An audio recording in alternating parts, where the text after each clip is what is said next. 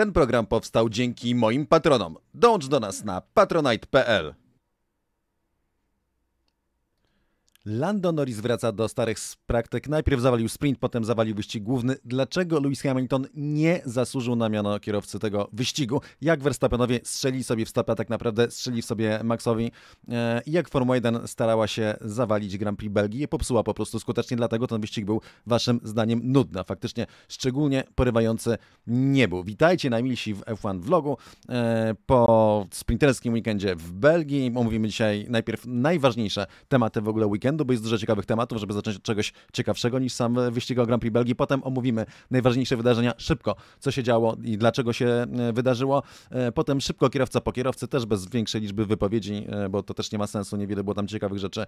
Najciekawsze wydarzenia sprintu, który był bardziej interesujący, klasyfikacje kierowców i konstruktorów i na koniec pytania od was. To jest gry plan na dziś. Dziękuję bardzo, Jacku, za twojego tradycyjnego donatana i dziękuję wam wszystkim za gratulacje i bardzo ciepłe słowa i życzenia wszystkie, które złożyliście pod ostatnim materiałem z racji tego, że córa mi się urodziła. Przepraszam, że nie odpowiadałem na nie pojedynczo i że też odpowiadałem mało pod co-drive'em z Robertem, ale po prostu mam jakby dużo nowych rzeczy do ogarnięcia, nowych obowiązków w domu, przynajmniej na początku.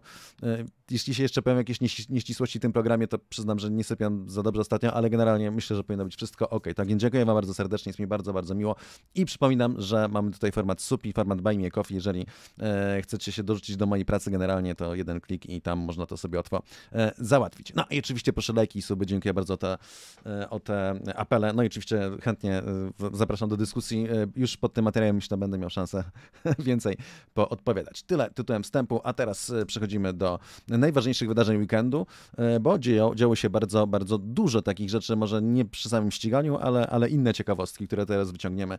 Wydaje mi się, dość złośliwie będziemy dzisiaj na ten temat dywagować. Po pierwsze, zmiana w Red Bullu, tak? Mamy nowego szefa, Horner pożegnany i podczas konferencji, podczas wypowiedzi nie było widać cienia żalu ze strony Verstappena z tego powodu, że zmienił się szef. No, patrzymy naprzód, zarząd zadecydował, nic o tym nie wiedziałem, jasno, nic nie wiedział o tym. Nie było widać cienia wdzięczności za to, co dzięki Hornerowi osiągnął.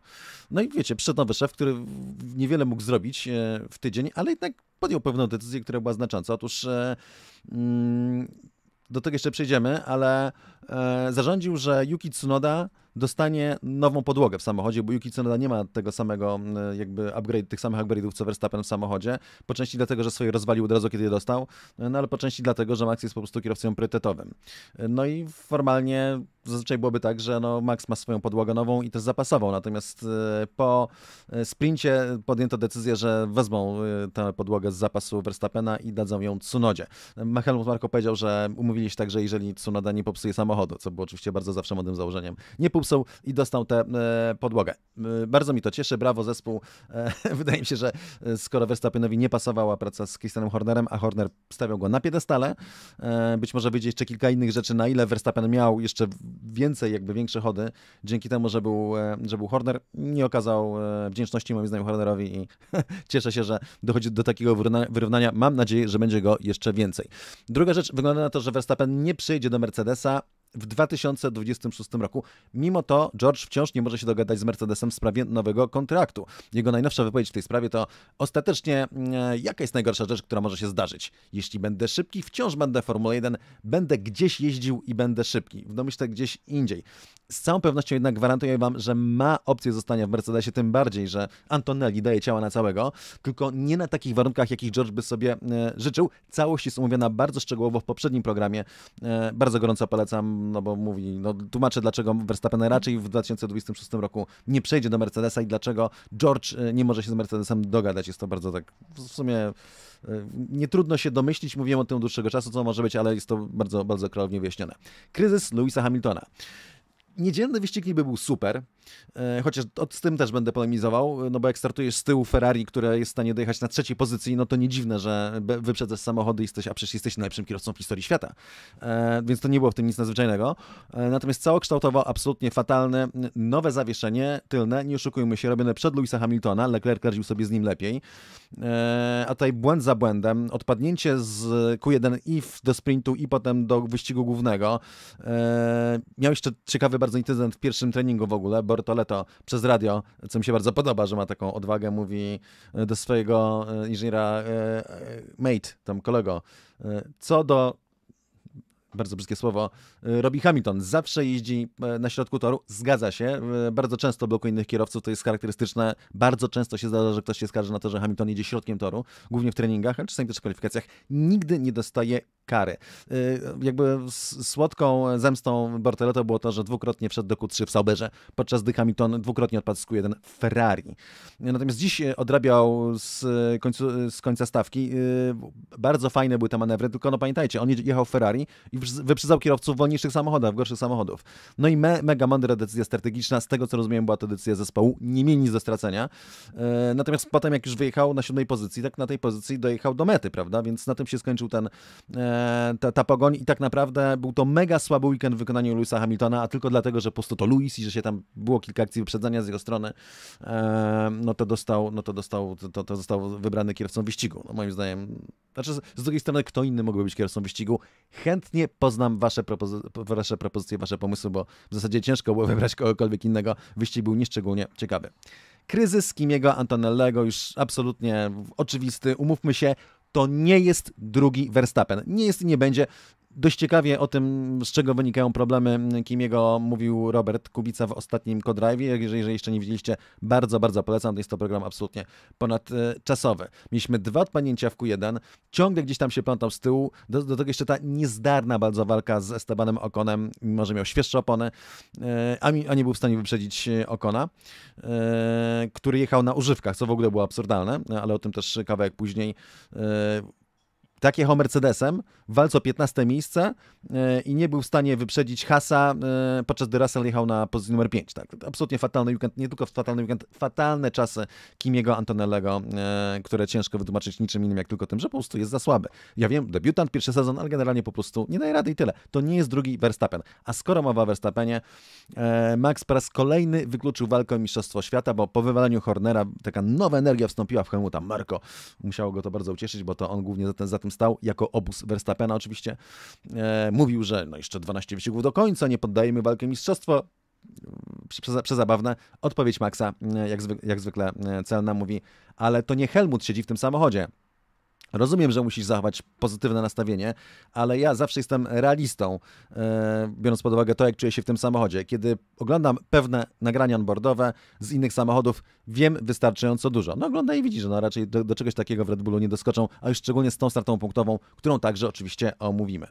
Był bardzo ciekawy incydent między Hülkenbergiem a Strollem, jeśli chodzi o pit lane, który też pokazuje sporo, jeśli chodzi o interpretację przepisów. Była ta kolejka do wyjazdu z pit lane, to było podczas kwalifikacji i Stroll najechał na przednie skrzydło Hülkenberga, który się wciska, wiecie, trochę tak jak w korku ktoś się wciska. Znaczy ja jestem, generalnie jeśli chodzi o tę sytuację, uważam, że się powinno iść na zakładkę. Wiadomo, że pas, który się kończy w 90% jest pasem szybszym niż pas, na którym się wszyscy ustawiają 5 km przed tym, jak się ten pas skończy, więc zawsze jadę pasem i to polecam. Natomiast jakby kultura jazdy wymaga, że no jak ktoś chce wjechać, ja tak zawsze robię, ale się nie za przeproszeniem z pasu do skrętu w lewo na hama, was nie wciska, tylko po prostu podjeżdża z kierunkowskazem do końca pasa, no to ja zawsze wpuszczam, prawda? Nie jestem typem kierowcy, który jak jadę jeden za drugim, jest przestęp, jest odstęp, widzę, że ktoś włącza kierunkowskaz, nie jestem z tych, co dodają gaz, żeby go nie wpuścić, to absolutne wieśniactwo, tylko jeździmy życzliwie, natomiast w Formule 1 tak to do końca nie działa. No i była sytuacja, że Hülkenberg chciał się wcisnąć w tą kolejkę przed Strolla i Stroll powiedział, nie ma bata, stary, jedziesz z tyłu i uszkodził mu przednie skrzydło. Sędziowie zajęli się tą sprawą i żaden kierowca nie dostał kary, ale reprymendę dostał Sauber za to, że wypuścił Hülkenberga. Hülkenberg twierdził, że należało mu się miejsce, ponieważ miał przednie koło lewe na linii, a przepisy mówią, że musi mieć za linią. Plus sędziowie uznali, że było tam za mało miejsca, żeby się wpychać i ostatecznie żaden z kierowców kary nie dostał, ale reprymenda jeszcze raz dla Saubera. Jeśli chodzi o uszkodzenie przedniego skrzydła, incydent typowy Nico Hülkenberg. Super, że stanął na podium, super, że po tylu latach startów w Formule 1 w końcu był w stanie chociaż jeden wyścig w całej karierze dopiąć i stanąć na podium, co nas bardzo ucieszyło, ale co do zasady cały czas Nico to Nico. Kluczowe sprawy, jeśli chodzi o przebieg tego weekendu, żeby było ciekawiej. Spa ma to do siebie, to jest jeden z takich magicznych elementów tego toru, że często są wyniki mniej oczywiste, jakieś sensacyjne wydarzenia typu, nie wiem, pole position dla zespołu Force India lata temu, Giancarlo Fisichella i inne dziwne wydarzenia. Często się przewraca układ sił, dlatego że preferuje dwie opcje ustawień. Mamy ten środkowy sektor na docisk aerodynamiczny i to był sektor generalnie McLarena, bo McLaren ma największy docisk, ale zespoły, które nie mają dużego docisku na ten środkowy sektor, mogą, i wiele tak robi, ryzykować wstawienie mniejszego docisku na pierwszy i trzeci sektor, gdzie są długie proste. I w tym momencie, jak nie mamy takiej wydajności jak McLaren, to możemy powalczyć cały czas po prostu dzięki wyższym prędkościom na prostych, coś, co w sprincie świetnie wykorzystał Verstappen i Red Bull. Natomiast fakt, że miał spaść deszcz i spadł, ale nie był tak duży i nie trwał tak długo, jak przypuszczano, i fakt, że zbyt daleko przeniesiono start do wyścigu, co było absurdem absolutnym, sprawił, że ostatecznie to przestawienie samochodów na większy docisk, czy tam na takie większość zespołów wybrało taki kompromis, żeby na deszcz, ale żeby jednak zachować trochę prędkości na prostych, to po prostu nie posłużyło kilku ekipom, także Red Bullowi. Natomiast jest to taka charakterystyka tego toru i ona dużo decydowała o tym, jak ten wyścig się rozgrywał generalnie. Po prostu. Druga rzecz to był ten rozstrzał opon Pirelli, który miał być kluczowy, a nie był. Pirelli, eksperymentując, żeby poprawić sytuację z liczbą pitstopów, wzięło mieszanki w większym odstępie. C1 najtwardszą, potem C3 i C4. Czyli brakowało C2, tego 1 stopnia. No i pomysł był taki, żeby skłonić zespoły do 2 pitstopów, po prostu, żeby ta C1 miała być tak twarda i tak wolna przez to, żeby ekipy uznały, że dobra, to już lepiej pojedziemy, nie wiem, soft, medium, zamiast jechać soft i hardy, bo delta będzie lepsza. No i 15 okrążeń przed końcem Lando Norris, jadąc na twardych oponach, walnął rekord okrążenia. Nie pamiętam, czy on się utrzymał do końca, ale wokół niego jechali kierowcy na mediumach. Kolejny majstersztyk. No, po prostu oni nie kojarzą, jak działają ich własne opony. Tak to mniej więcej wygląda. No i tak, czy Formuła 1 stara się usadzić Spa? Moim zdaniem tak. Wiecie, że lubię sięgać dalej i nie przyjmuję jakichś takich banalnych wytłumaczeń, a na pewno nie to oficjalne. Zwróćcie uwagę, ile rzeczy zrobiono, które sprawiły, że wyścig nie byłby tak ciekawy, jak mógł być. Po pierwsze, dziwnie krótkie strefy DRS. Ja rozumiem, że mamy tutaj wielu wrogów DRS, ale jeżeli Spa współzawodniczy z torami takim jak Miami, czyli totalnie szajsowatym torem, który dostał przedłużenie do końca świata, licencji, czy innymi torami i tam macie strefę DRS na całym okrążeniu prawie, a tutaj Spa dostaje bardzo krótkie, no to tamte tory wydają się bardziej atrakcyjne, no bo tam, wiecie, tam jest jednak wyprzedzanie, ostatnio w Miami też się poprawiło, a tu Spa, taki klasyk, zajebisty tor, wszyscy chwalą i nagle nie ma wyprzedzania. Dlatego, że jest nierówna szansa. Kierowcy krytykowali zbyt krótkie strefy DRS na czele z Albonem. Moim zdaniem to nie był przypadek. To zostało zrobione w jakimś celu. Do tego wyścig został puszczony późno, za późno. Przecież ewidentnie były warunki korzystne do startu i trzaskali kolejne okrążenia za samochodem bezpieczeństwa, chociaż gdy po pierwszym było wiadomo, że wyścig się nadaje, co zresztą trochę usadziło Red Bulla. I te zespoły, które były nastawione na deszcz bardziej, no to one straciły, dlatego że bardzo szybko tor wysechł. Nie zyskały na tej decyzji strategicznej. No i trzecia rzecz, dlaczego był start lotny zamiast zatrzymanego? Niby chodziło o to, żeby było bardziej fair, różnica między tym, jakie były pola startowe, że lewa i prawa strona się różniły. Lando Norris to zgłaszał. Ponoć nie było aż tak źle, natomiast do cholery od tego jest wymyślone, żeby jednak preferować starty zatrzymane po safety carze, żeby była jakaś akcja, żeby coś się zadziało na początku. I tego nie zrobiono, a Norrisowi i tak to nie uratowało, i tak to nic nie zmieniło. Więc moim zdaniem te wszystkie decyzje, jakby cała mentalność, która sprawiła, że te wszystkie rzeczy się działy, była wycelowana w to, żeby uzasadnić i uciąć jakąkolwiek krytykę związaną z tym, że Miami ma do końca świata i dzień dłużej zapewniony wyścig Formuły 1, a Spa będzie wkrótce wymieniało się, będzie miało wyścig tylko co drugi rok, który jest najwspanialszym, najpiękniejszym torem świata, żeby zamknąć buzię malkontentom i powiedzieć, no wiecie, tor jest piękny, ale zobaczcie, jakie słabe wyścigi. Ja bym to raczej wiązał z tym. Dobra, tyle tytułem omówienia kluczowych elementów. Teraz pomówimy sobie o wyścigu, a zaczniemy od jego wyników. Piastri 3,4 sekundy przed Lando Norrisem. Czy Norris mógł ten wyścig wygrać? Moim zdaniem po schrzanieniu pierwszego zakrętu nie, ale mógł być bliżej. Leclerc przed Verstappenem, gdyby było dłużej mokro, być może Verstappen był bardziej z przodu. Verstappen tak naprawdę przegrał tę walkę o podium jeszcze w kwalifikacjach, no i przez to, że Red Bull sparzony na Silverstone postanowił jednak nie jechać na docisku na suchy tor podczas mokrego wyścigu i tym teraz się na nich to zamściło. Powinni zrobić odwrotnie tutaj w Silverstone, oczywiście mówiąc jakby już po szkodzie, tak, wiedząc jak to wyglądało, to każdy jest mądry. No i potem mamy piękną resztę dziesiątki, Russell przed Albonem, Hamilton 7. miejsce, no po starcie z którego? 18 pola jakoś, tak, za chwilę o tym pomówimy. Absolutnie super, tylko co to był za wyścig. Na końcu pechowiec Hadjar, który miał po prostu jakiś problem z samochodem. 18 dopiero Sainz po super fajnym sprincie, to też było pewne zaskoczenie. 16 Kimi Antonelli, mnie to akurat nie zaskakuje. Absolutnym pechowcem wyścigu jest Yuki Tsunoda. Żeby nie było, ja nie mówię, że Tsunoda jest nagle zrobił się taki mega super. Myślę, że zespół za wszelką cenę robi wszystko, żeby wyglądało, że jest lepszy niż jest, natomiast generalnie w tym wyścigu powinien był dojechać w punktach ze względu na te zmiany, a nie dojechał dlatego, że został zbyt późno ściągnięty na pit stop. Ważne rzeczy. Hamilton, Antonelli, Alonso i Sainz mieli zacząć z pit lane, a zaczynali za samochodem bezpieczeństwa. Start lotny, więc tak naprawdę nic nie stracili dzięki temu startowi lotnemu. Dlaczego? Trzej pierwsi, czyli Hamilton, Antonelli i Fernando Alonso dostają nowe silniki. Nowe silniki Mercedesa, zwróćcie uwagę. Prawda? Mercedes ma duże problemy z awaryjnością w tym sezonie. Natomiast Carlos Sainz z jakim jeździ silnikiem? Z Mercedesa, ale Sainz został cofnięty, dlatego że miał zmiany w ustawieniach, które nie były dozwolone pod Parc Fermé.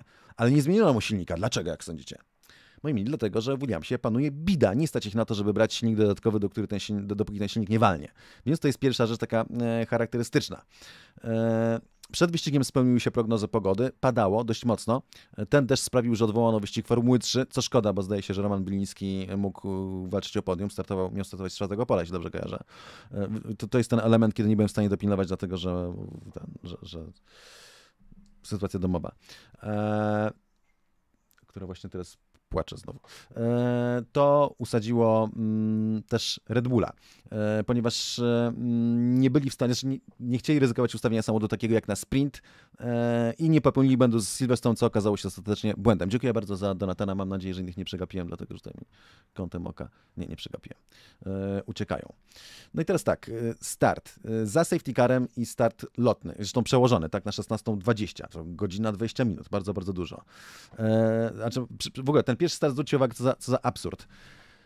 Leje deszcz, za safety carem okrążenie zapoznawcze, wszyscy jadą na interach, nikt nie jedzie na oponach full wet. Co kolejny absurd, kolejna komedia. W ostatnim co-drive'ie Robert Kubica tłumaczył dlaczego, bo dokładnie to pytanie zadałem, wycelowane w ten fenomen, dlaczego kierowcy nie korzystają z opon typu full wet. I to był kolejny przykład. Są takie zajebiste te opony. Po pierwszym okrążeniu zjeżdżają do pitu, 16:20, drugi start. Widać od razu, że jest ok, ale 4 rundy jeszcze, czy 5 w zasadzie, po 5 okrążeniach, prawda, puścili wyścig. Wszyscy jechali bez sensu, kiedy były warunki do jazdy absolutnie. Widoczność może nie była idealna, ale była o wiele lepsza niż w tak wielu innych mokrych wyścigach. I tor był wystarczająco suchy. Start lotny zarządzili, co było dobre oczywiście dla Norrisa i tych kierowców, którzy mieli ruszać po nieparzystej stronie, chociaż tu też jest kwestia taka dyskusyjna. Natomiast to nie pomogło Norrisowi, bo i tak zawinął go Piastri, tak samo jak dzień wcześniej zawinął go Verstappen do tego samego zakrętu w bardzo podobnym stylu. Z czego to się wzięło? To się wzięło tak naprawdę z dwóch rzeczy. Pierwszy, błąd Norrisa. Norris rzuca go na wyjściu z pierwszego zakrętu i już wiadomo, że będzie atakowany przez Piastriego, chociaż to nie było takie proste, bo żeby po mokrym torze na takim pierwszym kółku szybkim trzymać gaz w podłodze przy obniżonym mocno docisku, jadąc za drugim samochodem, bo w cieniu aerodynamicznym po prostu spada ten docisk mocno, no to trzeba mieć jeszcze skilla i jaja, nie? I w sensie i Piastri to miał, no ale podpiął się i wyprzedził go bez mydła i pojechał sobie w siną dal. Więc gdyby nie ten błąd Norrisa w pierwszym zakręcie, niewykluczone, żeby się obronił. Natomiast Piastri skorzystał na tym, że startował z drugiej pozycji. Druga rzecz, druga taka najciekawsza, Hamilton szybko się przebija. Z 17 pozycji łyknął Sainza, Colapinto, Hülkenberga i Gasly'ego. No i potem ostatni kluczowy element, czyli moment ten crossover, kiedy można założyć opony typu slick. Okazało się, że w zasadzie nikt nie zrobił go za wcześnie, co jest charakterystyczne, czyli nikt tak naprawdę nie zaryzykował wystarczająco, no ale pierwsi zaryzykowali ci, co zjechali najwcześniej. Okazało się, że absolutnie słusznie, czyli Hamilton, Hülkenberg, Gasly i Alonso zjechali jako pierwsi po slicki. I wszyscy na tym dużo zyskali. Potem wszyscy poza Norrisem, Tsunodą, Hadjarem i Oconem, no i na końcu na 40. okrążeniu Norris, Tsunoda, Hadjar i Ocon, przy czym McLaren miał tak dużą przewagę, że mogli sobie pozwolić. I jedyna zmienna to jest taka, że podczas gdy wszyscy na mediumy wyjechali, to Norris założył twarde opony. I to miało mu dać szansę wygrania na wypadek, gdyby z przodu trzeba było zamienić opony znaczy zjechać na jeszcze jeden pit stop. Coś, co absolutnie nie nastąpiło, no po prostu na tych samych mediumach Piastri dotoczył się do mety. Dziękuję bardzo Krzysztofie za donatana i za miłe słowa. Gratuluję córeczki, to musi być niesamowita radość. Wyścig rzeczywiście usadzony. Można było po 16:20 jechać już z pół godziny przynajmniej. Wygrał Oskar. Przynajmniej wygrał Oskar.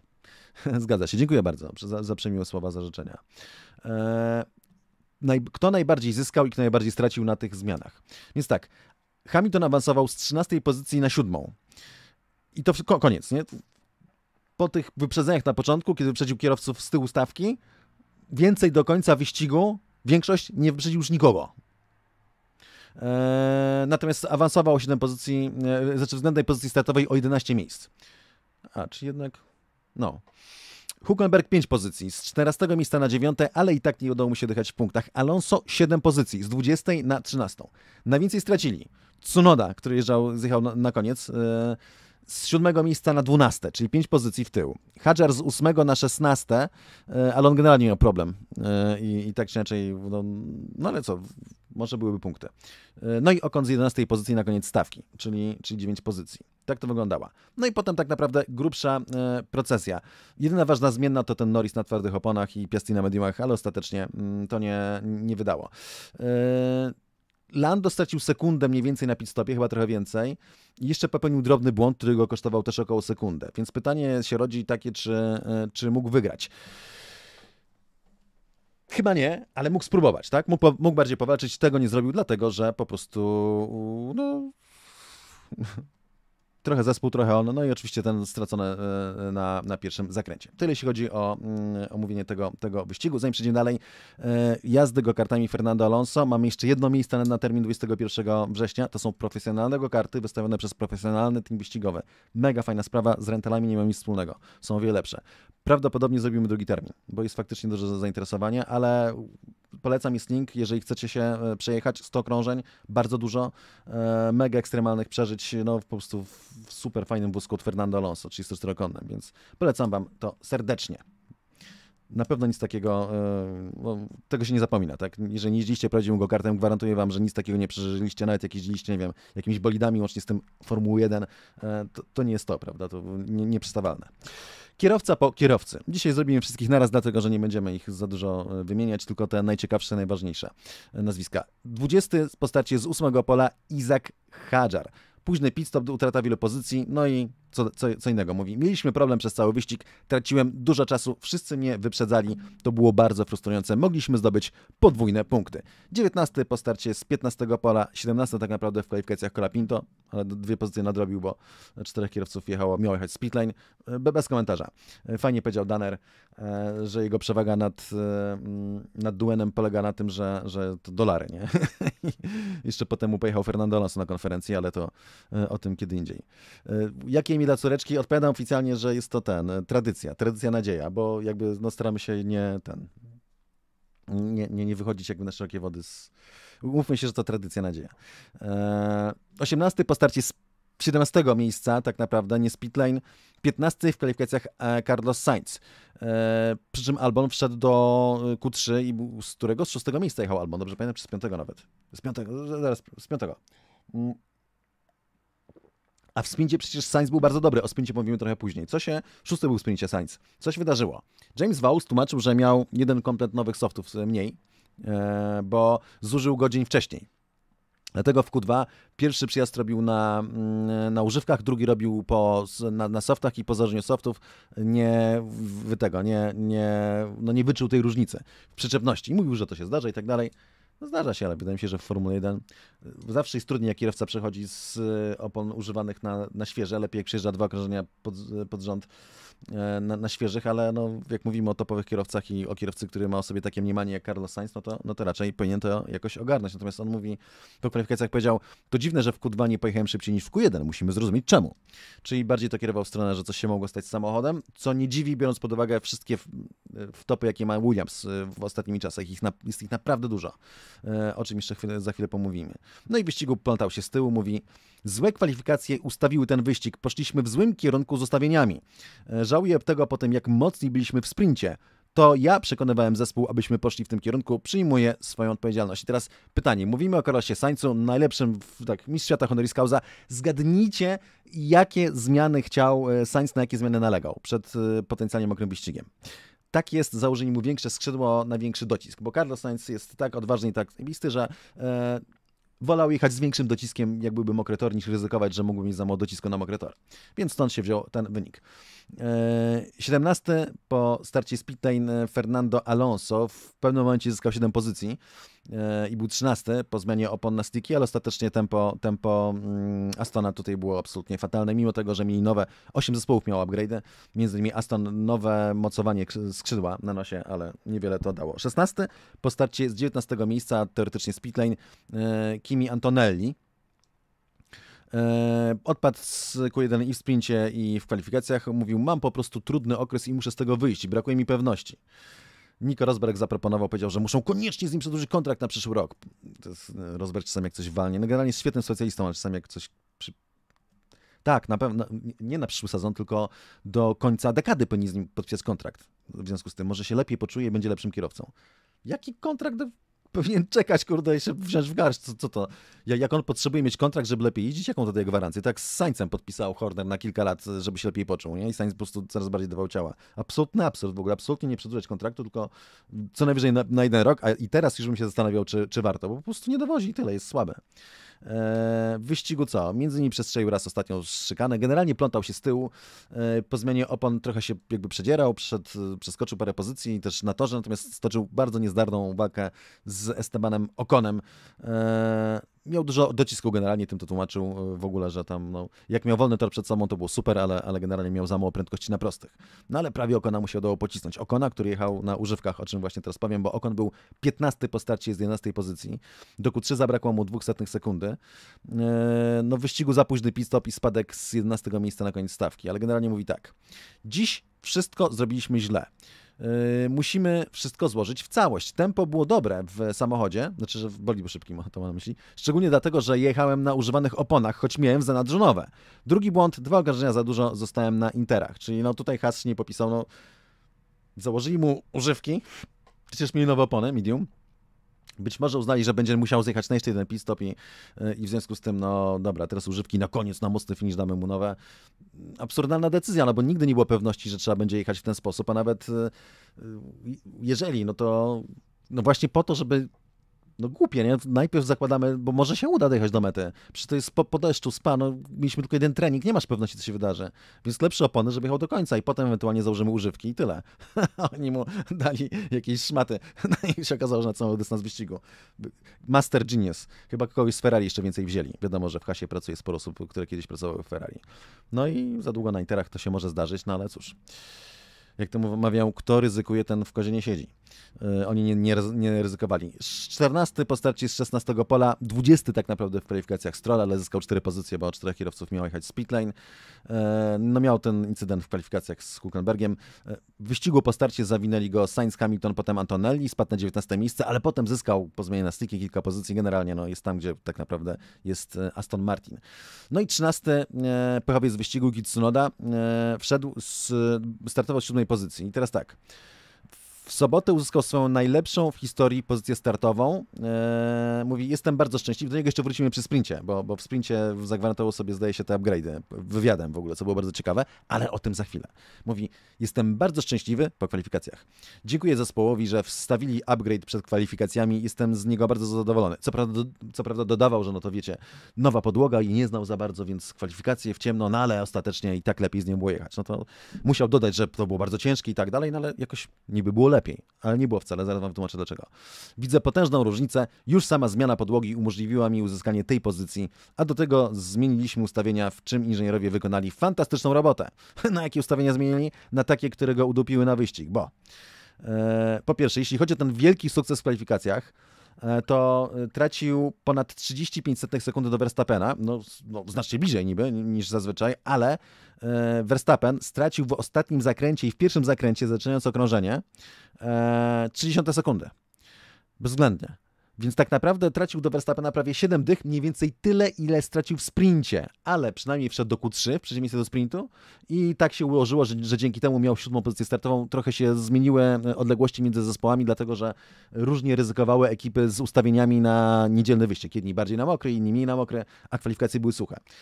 I z tego to się wzięło. Trzeba dać, że Tsunoda, druga rzecz, jechał z ustawieniami na mokry tor. Jechał na 7. pozycji, no ale oczywiście bardzo spóźniony pit stop, błąd zespołu. Kosztował spadek na 12. miejsce. Pod koniec zjechał za Gaslim już na 11. miejscu, teoretycznie w nadziei na 1 punkt, ale nie był w stanie go wyprzedzić. Miał też na psach Bermana. A i to co ważne, Tsunoda miał bolid nastawiony na deszcz. Czyli gdyby padało, Tsunoda radziłby sobie bardzo dobrze i miał tak po prostu na deszcz, full. Co jest jednym z tych przejawów, w których Red Bull, żeby pokazać, że jednak ten Tsunoda sobie radzi lepiej, że robi postępy, desperacko stara się zrobić coś, żeby utrafić, żeby pokazać, że ten światełko w tunelu, że Yuki jest jednak zajebisty, że będzie mistrzem świata, że pokona Verstappen. Może aż tak to nie. No ale generalnie, że jest lepiej niż jest. Więc obstawili, że będzie lało, nie lało. I Yuki mówi tak. Mieliśmy nieporozumienie z zespołem, bo prosiłem wcześniej o zmianę opon, ale oni ściągnęli mnie o wiele za późno, gdy akurat przejechałem wjazd do boksu. Czyli mówili box, a on już nie mógł zjechać. I całe to okrążenie było bardzo kosztowne.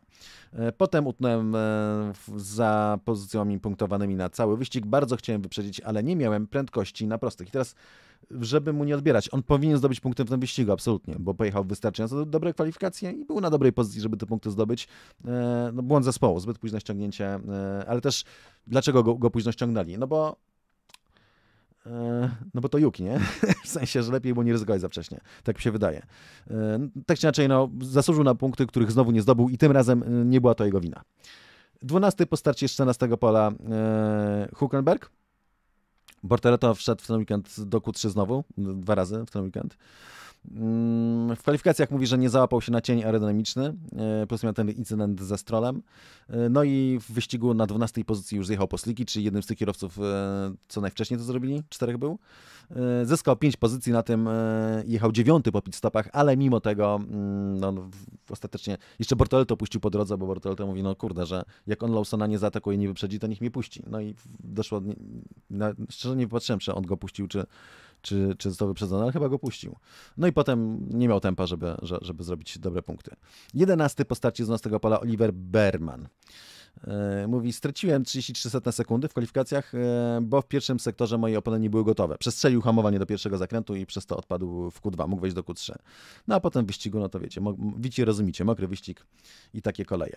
Pierwszy punkt, znaczy nie pierwszy w sezonie, tylko pierwszy dostępny punkt, 10. miejsce Gastiego po starcie z 13 pola. Gasly też założył oponę sliki na 12 okrążeniu i trochę na tym zyskał, bo z 14 pozycji awansował na 11, a potem jeszcze wskoczył. Tsunoda między innymi zjechał z przednosa. 9. Bortoleto po starcie z 10 pola. 8. Liam Lawson po starcie z 9. 7. po starcie z 18 miejsca, teoretycznie z pitlane, Lewis Hamilton. I teraz tak, jeszcze raz, czy to był spektakularny występ Lewisa Hamiltona? Nie sądzę. To już wytłumaczyłem na wstępie, wręcz przeciwnie. Natomiast była taka statystyka, nawet widziałem chyba na F1 Troll, na Twitterze, czy jakieś inne, że tą statystykę, którą chyba wszyscy znamy, że Hamilton nigdy na Spa nie dojechał na pozycji niższej niż 4, a w sprincie był daleko z tyłu.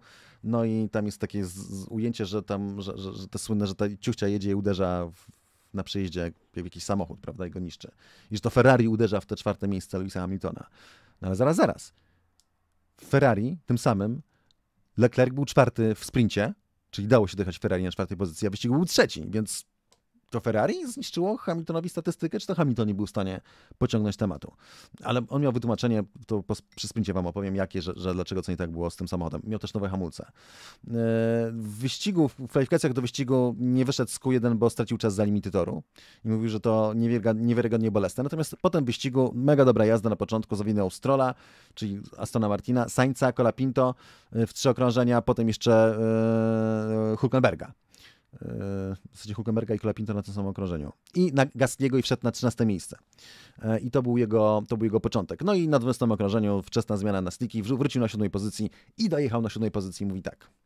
Było bardzo fajnie, zawsze bardzo lubię takie warunki. Z tyłu było niezmiernie ciężko, słaba widoczność w warunkach, jakie mieliśmy na początku wyścigu. Nie uważam, że potrzebowaliśmy lotnego startu. Nie wiem, czemu to zrobili, bo bardzo wysychało, a spray nie był aż tak zły. Bardzo się cieszę, że z tyłu przedarłem się na pozycję punktowaną, ale nie takiego wyniku chciałem w ten weekend.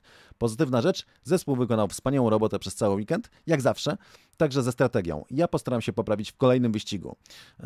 Poprawiliśmy ustawienia po sprincie. Dlaczego poszło lepiej? Na początku weekendu dałem się złapać na tych nowych hamulcach.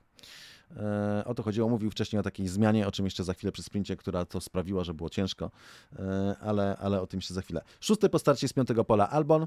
Bardzo ładnie i kwalifikacje i wyścig. Albon, który w sprincie miał zbyt niską moc, bo mu tego nie naprawili, nie wiadomo dlaczego, no ale w wyścigu poszło znacznie lepiej. No, w wyścigu tylko stracił pozycję na rzecz Russella na początku, został wyprzedzony i to tyle.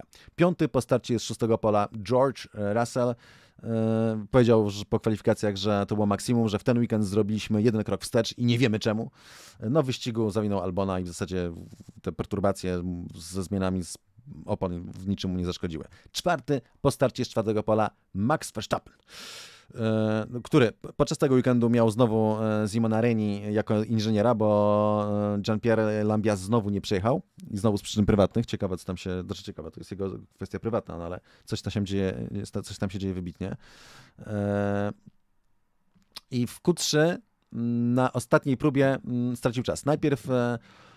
Najpierw jeszcze na wyjściu na główną prostą z ostatniego zakrętu, a potem widać było, jak wychodzi z pierwszego zakrętu, tak trochę go zaniosło tyłem. No i to w zasadzie pierwszy sektor miał być jego i trzeci, no to ten pierwszy sektor zepsuł i tam już stracił tak naprawdę szansę. Nie na pole position, ale być może na drugą, być może na pewno na trzecią pozycję, tak? Byłby przed Leclerciem, gdyby nie ten problem, gdyby nie coś, co nazwał błędem Helmut Marko. Tłumaczył to tak. Koła mocno zabuksowały na wyjściu z ostatniego zakrętu, gdy zaczynałem okrążenie, a potem jeszcze na wyjściu z pierwszego zakrętu. I już na początku straciłem 0,3 sekundy, więc patrząc na to, byliśmy dość blisko McLarenów. No faktycznie byli. Natomiast w wyścigu był ten moment tylko, gdy na 10, od 10 do 12 okrążenia cisnął Leclerca mniej lub bardziej. No ale Leclerc umie walczyć z nim, jak nikt inny chyba, mało kto tak potrafi walczyć z Verstappenem jak Charles, tylko za rzadko ma okazję to pokazać, bo nie ma tak dobrego bolidu zazwyczaj. No i co? Tak naprawdę to podium przegrał w kwalifikacjach, tylko i wyłącznie właśnie przez te problemy. I po wyścigu mówi tak. Na Interach byliśmy ciut szybsi niż Ferrari, bo nie niż McLaren, ale z naszymi ustawieniami bardzo ciężko było wyprzedzić Charlesa. Raz byłem już bardzo blisko, ale jadąc zaraz za innym samochodem tracisz tak wiele docisku. No prawda, ale Piastri ma większy docisk, ale Piastri, wiecie, no za Norrisem trzeba powiedzieć, że mega dobrze pojechał to Radillon, Oruż i Radillon przede wszystkim. Bo to Radillon jest takie, wiecie, jak się stoi przy Oruż, który jest jednym z najpiękniejszych miejsc na świecie, żeby stanąć przy torze. I na zawsze polecam, jak się jedzie na spa, żeby stanąć w tym miejscu i żeby zobaczyć wszystkie kategorie, które jadą. Porsche, Formułę 3, Formułę 2 i Formułę 1, bo każdy kolejny przejazd wydaje się coraz bardziej abstrakcyjnie szybki. I tam widać, jak po pierwsze stromym podjazdem jest Radillon, a po drugie, jak to jest ostry łuk, bo to jest sekwencja łuków tak naprawdę. Tam się stoi i widać, że jest taki ten prawy i potem do lewego. Naprawdę bardzo ostry, mocno ostry, oni jadą to na pełnej rurze, w ogóle z gazem w podłodze, jak jest sucho. Na mokrym trzeba było trochę odjąć. No w każdym razie no tam trudno wymagać od kierowcy, żeby jeden za innym podpinał się tak, jak to zrobił Piastri za Norrisem, za co mu chwała. Wracając do Verstappena. Po zmianie na slicki czułem, że Charles na każdym okrążeniu odjeżdżał. Potem popełnił błąd i stracił trochę czasu, dlatego wydawało się, że wracam do walki, ale to było złudzenie. Po części z powodu tylnego skrzydła, jakie wybraliśmy, które ostatecznie się nie przydało z większym dociskiem. Szkoda, bo można było zacząć ten wyścig wcześniej. Nie było idealnie, ale głównym problemem i tak było utrzymanie opon w dobrym stanie na dystansie. 3. po starcie z 3. pola Charles Leclerc. Po kwalifikacjach mówił, był bardzo zadowolony, nie oczekiwał tego. No i w wyścigu tylko chwila, że był ciśnięty przez Maxa i zgłaszał, że już nie ma opon, ale spokojnie dojechał sobie do pit stopu, a potem do mety. Był ten moment, kiedy puścił do inżyniera tekst ala Kimi Räikkönen, leave me alone, ale potem tłumaczył, że po prostu chciał dać znać szybko, tak, no bo warunki nie były aż takie łatwe, żeby po prostu, że spokojnie, że ogarnia temat, żeby mu nie zakłócał jazdy. Mówi tak, przez cały wyścig miałem za sobą Maxa w odstępie 2 sekund, a to nigdy nie jest łatwa sytuacja. Pierwsza część wyścigu była dla nas najtrudniejsza, bo nie mieliśmy takiego docisku jak McLareny czy Max. Oni poświęcili kwalifikacje, aby mieć lepsze nastawy na dzisiejszy deszcz. Na szczęście jednak tor szybko wysechł i tempo było dobre, ale wciąż. Cały wyścig miałem na plecach Maxa. Drugi po starcie z pole position Lando Norris. W kwalifikacjach się zrehabilitował za sprint, który był dopiero trzeci w kwalifikacjach. Natomiast fakt jest taki, że tu lepiej ruszać z drugiej pozycji, co pokazał sprint i potem pokazał tak naprawdę start do wyścigu. No, na wyścigu wypłakał, no przesadzam, no. Tam powiedział przez radio, jak to kierowcy użyją tego narzędzia, że przecież są nierówne warunki, więc sędziowie nie dali startu zatrzymanego. Natomiast i tak, dał ciała na wyjściu z pierwszego zakrętu, plus słabo jechał w deszczu, bo to te dwa czynniki.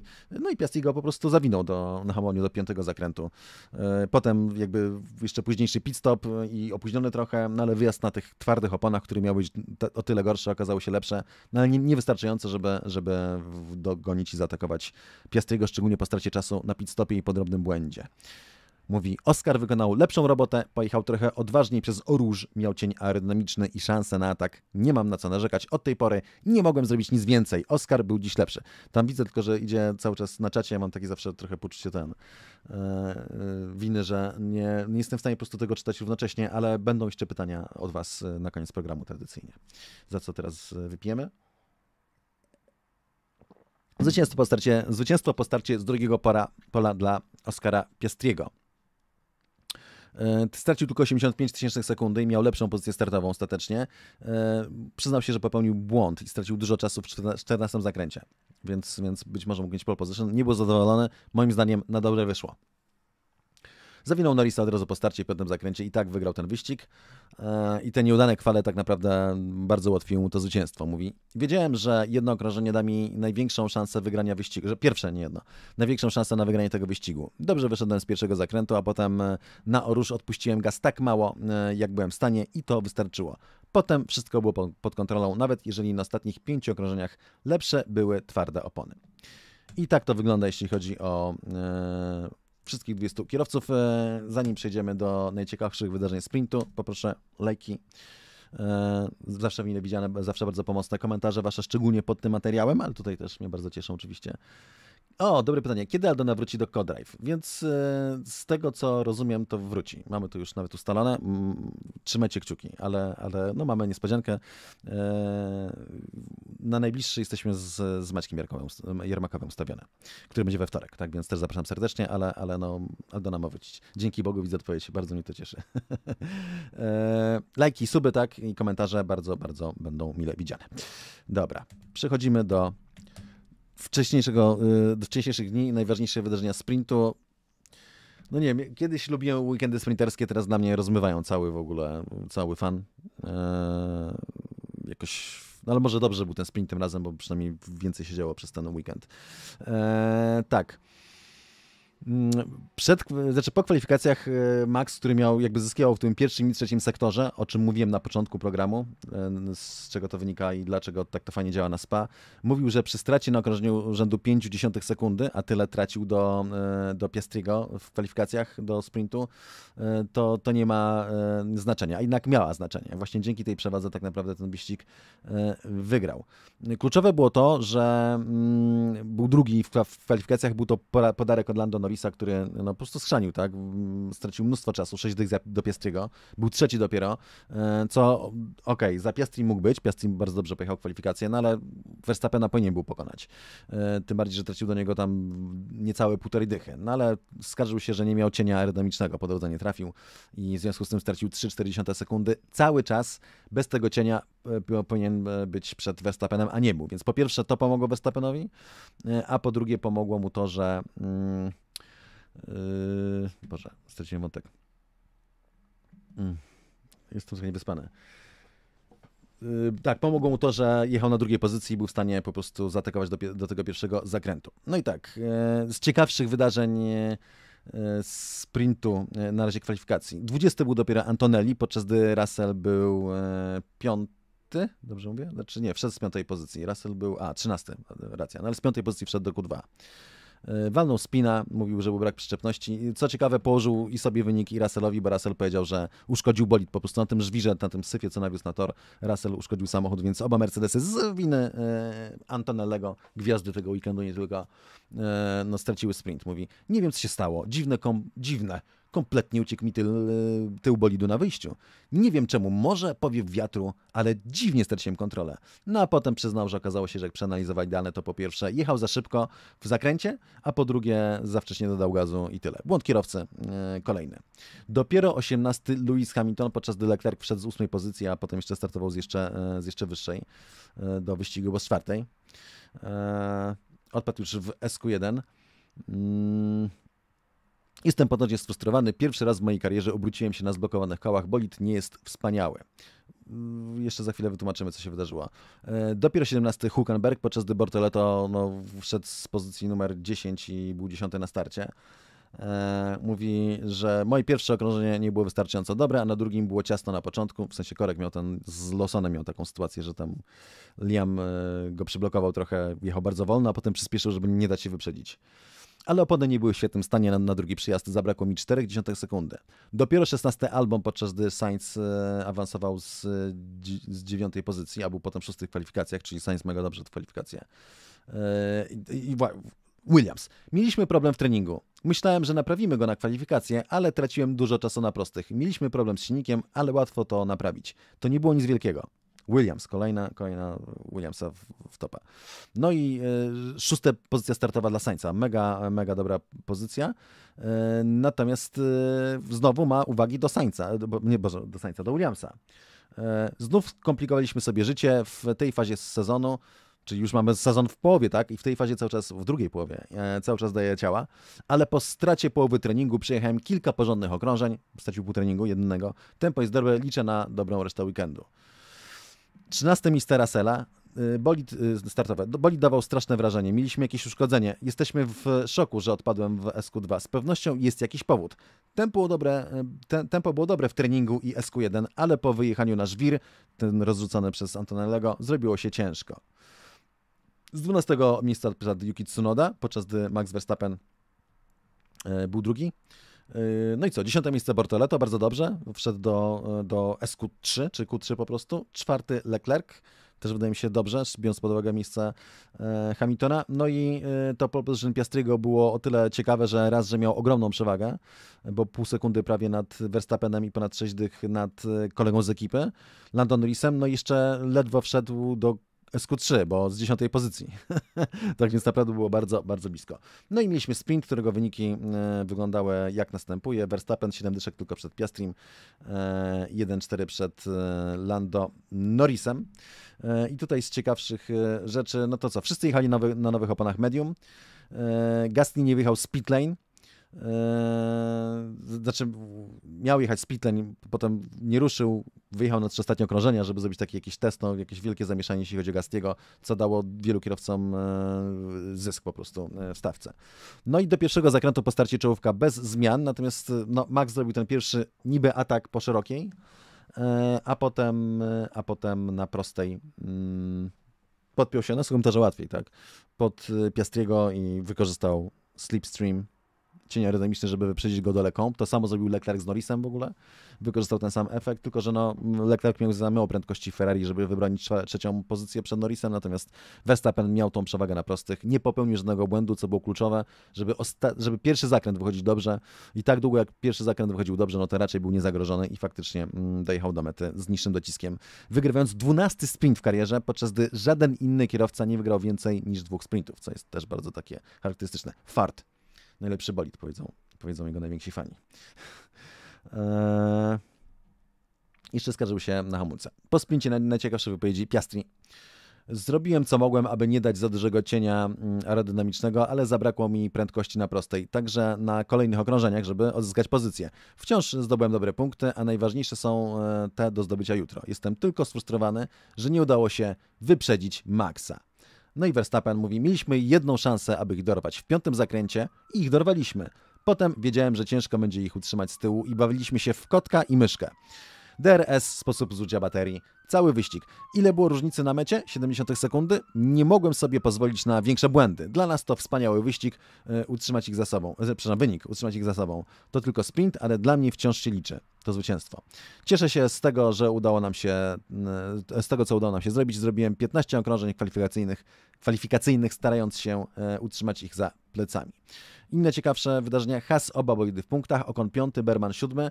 Mają dobry zestaw aero na ten tor, ale też generalnie dostrolili bolid na niski docisk, czyli pierwszy i trzeci sektor. To był ten dobry kierunek, żeby w sprincie dużo zdziałać. Chyba w wyścigu też tak naprawdę trzeba było tak ustawić samochód, bo po prostu wyścig został puszczony po 1,5 godziny i do tego prawie na suchym torze. Natomiast no, też błędy rywali. No i dlaczego w wyścigu głównym już tak nie było słodko w kwalifikacjach? Dlatego, że rywale wszyscy poprzestrajali samochody. 11 Yuki Tsunoda, czyli słabo. Natomiast i to jest ta wypowiedź, która dużo mu pomogła, która ugrała politycznie nowego szefa. Mówił tak. I to był wywiad oficjalny, F1 TV, na live leci i Yuki po raz kolejny tłumaczy, dlaczego jest gorszy od Maxa. Patrząc na różnicę w bolidach naszych, jest całkiem dobrze. Team ciężko pracuje, aby miał taki sam bolid jak Max. Może będę miał go w następnych kwalifikacjach na Węgrzech, czy może w Holandii, whatever. On po prostu cały czas mówi whatever. To jest bardzo interesująca maniera jego językowa. Naciskam tak mocno, jak mogę z tym, co mam. Jest to znacząca wypowiedź, natomiast niewiele tłumaczy Tsunoda, dlatego że on nie miał dokładnie takiego samego bolidu jak Verstappen, ale dostał tę nową podłogę i jak wyliczyłem wam wcześniej, jego strata była mniej więcej taka sama jak w kwalifikacjach do sprintu, tylko inaczej się ułożyły różnice z innymi kierowcami. Wszedł do Q3, to była ta różnica. Natomiast tak naprawdę nie zyskał wcale tak dużo. Ale przynajmniej zyskał poparcie nowego szefa, co mnie akurat bardzo, bardzo cieszy. No i co? Russell dopiero 12, a Antonelli 17 w tym wyścigu. No i 15 pozycja Hamiltona, który tłumaczył to tak. Mam nowy komponent w bolidzie, który Charles miał już w Montrealu i w kilku innych wyścigach, a dla mnie jest on nowy. Jeżeli myślicie, znaczy on tego tutaj nic nie sugeruje, natomiast przypomnę, że w zeszłym roku skarżył się, że nie dostał nowego skrzydła, które miał Russell, to było w Grand Prix Monaco, po czym się okazało, że nie dostał, bo sam go nie chciał. Tutaj mówił już ostrożniej. Wydaje mi się, że historia jest podobna. Tutaj wątpię, żeby Leclerc dostał coś, czego nie daliby Hamiltonowi, gdyby sobie tego życzył. Natomiast tak czy inaczej, ma coś, czego nie miał Leclerc, znaczy coś, co miał wcześniej Leclerc, on tutaj miał nowe. Charles rozbił się z nim w Montrealu, a ja miałem takie same doświadczenia, gdy pierwszy raz z nim jechałem wczoraj. Hamulce działały dość dobrze, a ja w kwalifikacjach hamowałem w tym samym miejscu, co w pierwszym treningu, ale z trochę większym naciskiem i rzuciło tyłem. Zrozumiałem to, trochę z tym pojeździłem i mam nadzieję, że teraz będzie lepiej. Czyli to jakby winne były nowe hamulce, na które też się wcześniej skarżył. Tak to wyglądało ze strony Luisa. I pora przejść szybciutko sobie przejdziemy przez klasyfikację kierowców i konstruktorów, a potem od razu pytanie od was, więc możecie już ostrzyć ołóweczki. Jeśli chodzi o kierowców, Oscar Piastri, Lando Norris, czekajcie, muszę rzucić okiem na Forixie, bo nie jestem przekonany, bo tam jeszcze w tym zdobył więcej punktów, tak, zgadza się, dzień wcześniej. No w każdym razie wraca do 16 punktów, czyli ta tendencja wraca. Pamiętajcie, poprzedni wyścig też powinien wygrać Oscar Piastri, ale ponieważ grał w swoje gierki dziwne, co było wielkim błędem, nie wiem, przez chwilę mu głupawka odbiła z Verstappenem, to przegrał ten wyścig, inaczej miałby większą przewagę, ale jeszcze raz, ta średnia sezonu przemawia na korzyść Piastriego. Verstappen, poza walką o Mistrzostwo Świata, nie oszukujmy się, Leclerc zwiększa przewagę nad Hamiltonem i to się raczej utrzyma. Zwróć uwagę na statę Antonellego do George'a Russella. George Russell ma ponad 2 razy więcej punktów niż Kimi Antonelli. Ja wiem, że ma 5 razy większe doświadczenie, albo nawet i 6, ale na dłuższą metę to dla mnie tak 6 razy większe dokładnie. To jest jego 7 sezon Formuły 1. Ale wciąż, jeżeli mówimy o nowym Maxie Verstappenie, to absolutnie tego nie tłumaczy. No i co, z grubsza nam się Lawson zbliża się do Hadjara, ale Hadjar miał jakiś problem z samochodem, więc to z tego wynikało. Fernando Alonso nie tak daleko już Lance'a Strolla, Tsunoda ciągle z 10 punktami. Zwróć uwagę na stratę Sainza do Albona. To jest dopiero szok, nie? A tutaj Sainz zdaje się jeździć dłużej w Formule 1 niż Albon, prawda?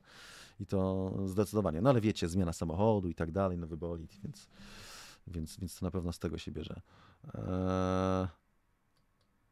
I klasyfikacja kierowców, no bo konstruktorów, przepraszam.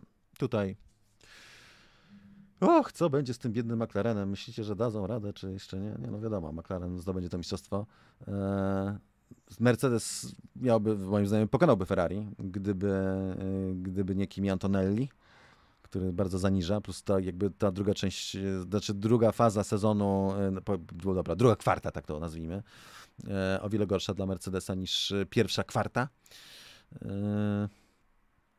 Bardzo blisko Racing Bulls Zaubera, ale to Zauber tak naprawdę tutaj bryluje i oby tak dalej, trzymam za nich kciuki. No i Haas Astona Martina, przypuszczam, niedługo łyknie, prawda? Kto twierdzi, że będzie inaczej?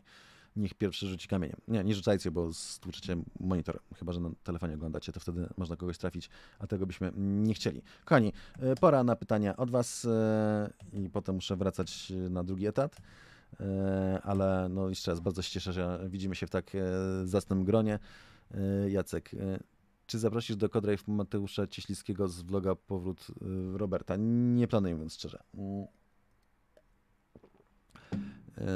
Co z Colapinto? Miał być zajebisty. No to mi się wydaje, że ja nie mówiłem, że Colapinto będzie zajebisty. Chwaliłem go na Monzie i potem w pierwszej połowie jego krótkiego sezonu zrozumiałem, sam po czym zacząłem zwracać uwagę bardzo szybko, że ma tutaj pewne niedociągnięcia, za co byłem przez niektórych krytykowany, entuzjastów, a jednak okazuje się, że że tak nie jest taki zajebisty, ale pamiętajcie też, że Colapinto jeździ w Alpine, to jest chyba najgorszy zespół. W 1994 roku Barrichello zdobył P1 na SPA, dobrze pamiętam? Bo nie wiem dlaczego to pytam, bo ja tego nie pamiętam za dobrze. Bardzo możliwe, natomiast raczej w wyścigu na SPA nie wygrał. W 1994 roku kto mógł wygrać? Na pewno Barrichello nie wygrał Grand Prix Belgii. No to musiałbym spojrzeć na Forixie, nie mam na to czasu, tak? Teraz odpowiadamy na was. Co z Bottasem w Alpine? Raczej to się nie wydarzy, tym bardziej, że Colapinto ma zapewnione dopóki dolary płyną do zespołu i do Flavio, to raczej jego pozycja nie będzie zagrożona. Moim zdaniem Duen byłby lepszym kandydatem, żeby wrócić w miejsce Colapinto. Michał, Cezary Antonelli bardziej przypomina Norrisa czy Verstappena? Co sądzisz? Myślę, że nie przypomina ani Norrisa, ani Verstappena. Myślę, że bardziej zaczyna przypominać Lance'a Strolla, który przecież zdobył kilka miejsc na podium i też parę razy błysnął. Bo może tutaj przesadzam trochę, ale jest wielkim rozczarowaniem, o czym rozmawialiśmy. Zobaczcie Codrive z Robertem, naprawdę wyszedł mega fajnie, jak to zawsze z Robertem.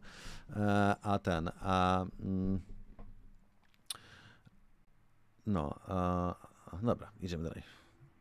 Wybaczcie, jeszcze raz, niewyspany jestem. Ja dziś 2 razy usnąłem podczas wyścigu, to piękne podsumowanie tej procesji. No cóż, takie życie. Vettel puka do Red Bulla, no ale nie na miejsce startowe. Znaczy, nie żeby startować, tylko tam, żeby zastąpić Helmuta Marko. Jest dużo bicia piany z tego powodu. To było wspaniałe, chociaż jest inne. Jak Vettel z jego... Chętnie to zobaczę, nie? To będzie, co prawda, tak trudno jest już nabita gwoździami, ale jeszcze jak Vettel tam wejdzie i będzie miał decyzyjność, to jak będzie tak świetny, jak kierowcą był, to tylko ich to jeszcze bardziej udupi.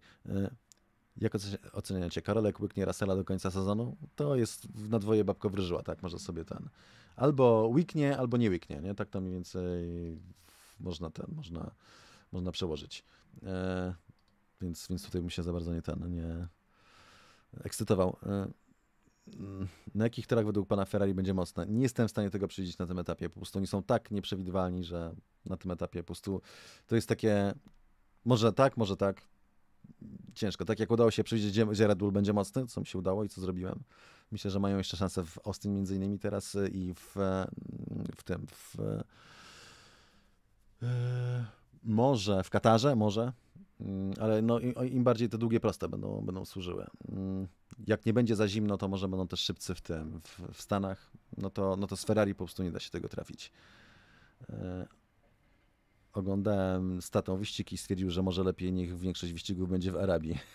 Ale jeszcze raz, tutaj, kurde, szereg decyzji, co mówię na początku, podjętych, które ewidentnie usadziły wyścig na SPA i to moim zdaniem to nie był przypadek. Czy według pana Hamilton wygra wyścig w tym sezonie? Nie wiem, jak będzie miał jakiś swój błysk, to może coś tam wygrać. Wygrał w Chinach, tak, prawda, sprint, ale generalnie chyba zrobił osobny program na temat tego, jak Hamilton jest ostatecznie weryfikowany w Ferrari, bo ile można klepać, że nowy zespół, nowy silnik i tak dalej, jak mówimy o kierowcy, który miał być najlepszy w historii świata. No nie. Tak samo jak Antonelli z drugim Verstappenem, tak samo Hamilton był najlepszym kierowcą w historii świata.